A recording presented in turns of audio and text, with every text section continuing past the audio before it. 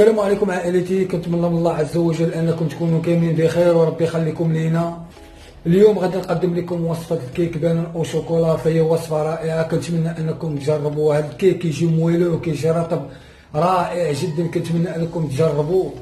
جميع الصفحات ديالي فهي مفتوحه في وجهكم، نتوما راه عائلتي، واي سؤال اي وصفه مرحبا بكم وربي يخليكم لينا. وفقط للتذكير، اي واحد كيدخل عند القناه فهو كيصبح من العائله دي. وطاقيو لي الناس اللي باغيين نتعلم، فشعار دائما هو التعلم مجانا.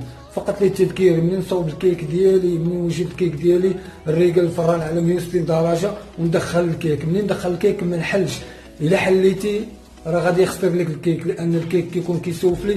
ملي كتحل الفران كيطيح الكيك. حاول انك ما تحلش الكيك، وان شاء الله هذه الوصفه غادي تكون رائعه، وكنتمنى انكم تجربوها وربي يخليكم لينا. ودائما شعاري هو التعلم مجانا، لازم العزيمه والاراده. وكنبغي نشكر الناس اللي كيرسلوا لي الوصفات ديالي اللي كيجربوا، فكنقول لكم انتم رائعين. ودائما شعاري هو التعلم مجانا، لازم بالعزيمه والاراده انكم غادي تعلموا ان شاء الله. واي واحد في قلبه حاجه ديال الخير ربي يوفقها ليه.